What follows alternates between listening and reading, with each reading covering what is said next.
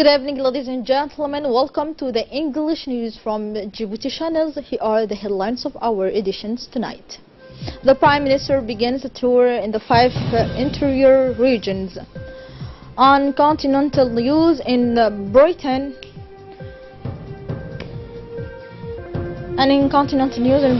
Party Labour pushing out ambiguity on Brexit. Welcome if you join us from Djibouti channels. The President of the Republic, Excellency Ismail Omar Guelleh, sent a congratulatory message yesterday to the Guardian of the two holy places and Kingdom of Saudi Arabia, His Majesty Salman bin Abdul Aziz Al Saud, whose country celebrated the anniversary of his National Day. In his message, the President of the Republic wished health and happiness to the Guardian of the two holy places and more prosperity and fulfillment to the people, brother and friend of the Kingdom of Saudi Arabia. President Guelleh also took advantage to this telegram to salute the commitment constantly made by the nation's sister and friend of Arabia to contribute to strengthening the stability of the region. A similar message was also sent to the Crown Prince of the Kingdom of Saudi Arabia, His Royal Highness Mohammed bin Salman. Lastly, the President of the Republic sent another congratulatory message to the President of Mali, Mr. Ibrahim Boubacar Keita, on the occasion of celebration of the National Day of the country. The President of the Republic's Excellency also sent a message of condolence to his Tanzanian counterpart, Mr. John, following the recent deadly siege that killed more than 2,200 people in that country. In his message, President Guelleh expressed his solidarity and compassion to the sister nation and Tanzania friend. The government and the people of Djibouti join me in expressing their sympathy of the fraternal people of Tanzania and the terrible ordeal of this tragedy, wrote the President of the Republic, who asked in his message that his sincere condolence be extended to the families, relatives and friends of the victim of this tragedy, as well as to all Tanzanian citizens. The Djiboutian embassy in the Prime Minister's took places to make different tower in the interior region. The Prime Minister, accompanied with the ministerial delegation, welcomed in his arrival in the regions. He was accompanied many delegations of the ministerial in that region. The Prime Minister began a vast tour in the interior region. He visited the city of Ali Sabih this morning, the first leg of this tour, at the head of a strong delegation of 5 ministers, including Interior Minister Mr. Hassan Omar, the Minister of Budget Mr. Bode, the 2 ministers of the region of Ali Sabih, namely Mr. Hassan Samriya, Minister of Labor and Administrative Reform, and Abdi Yusuf Sugi, Minister of Communication, the Deputy Minister of Decentralization, Mr. Hamadou Mohamed Aramis, as well as the Secretary General of the Perimeter, Naguib Abdullah Kamil. In Ali Sabih, it's the Vice President of the National Assembly, Mr. Elmi Absi Wa'id, the Prefect Mohammed Waberi, and the President of the Regional Council, Mr.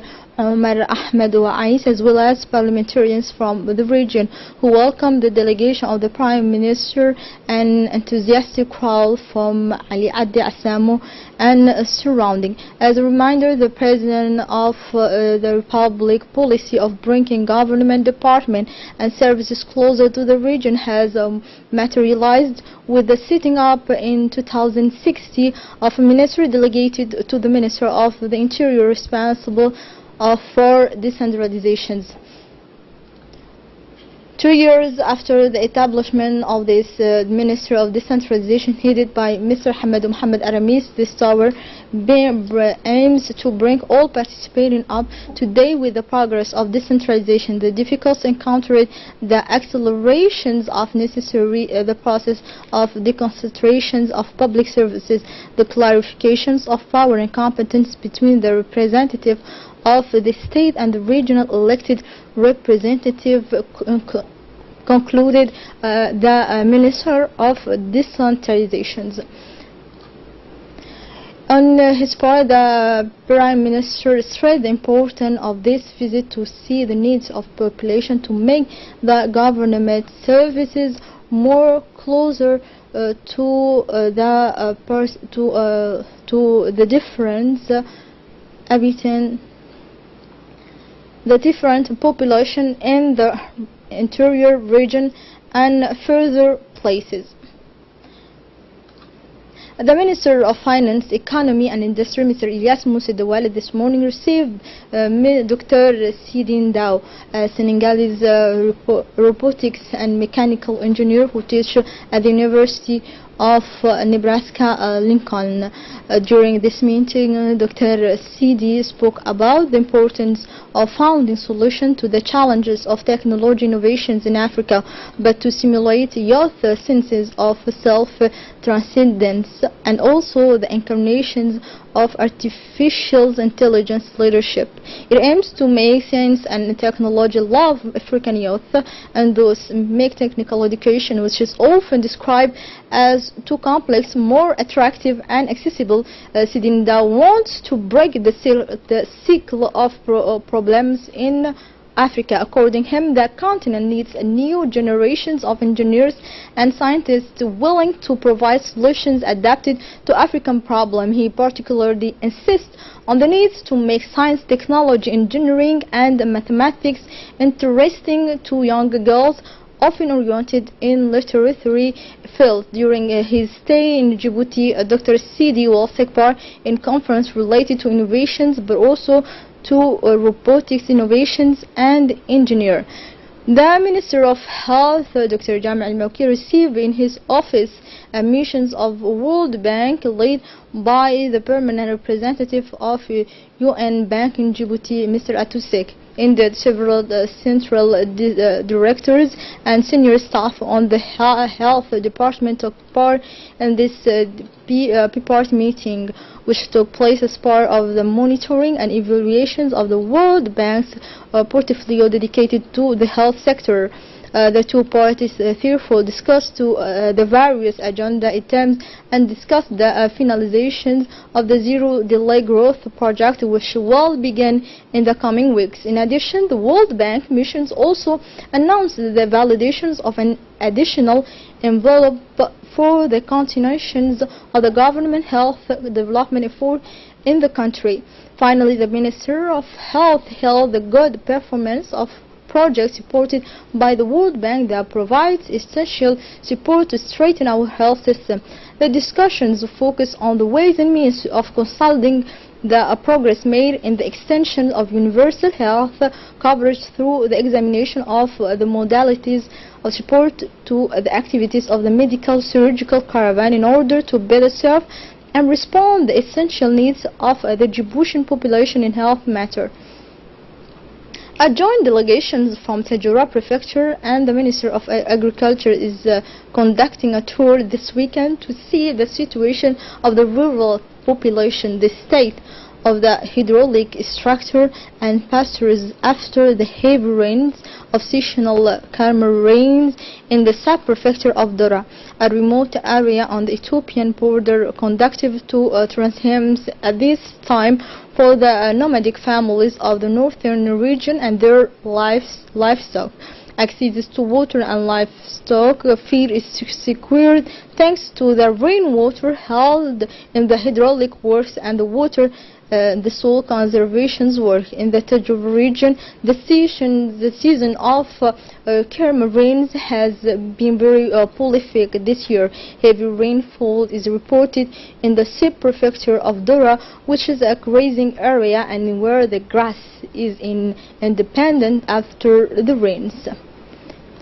During this tour, the prefect of Tadjoura was encouraged by the result of the mobilizations of surface water and very useful, especially for the population. The prefect thanks to the Minister of Agriculture for his enormous realization of hydraulics work that secure water longly in this area of Dora.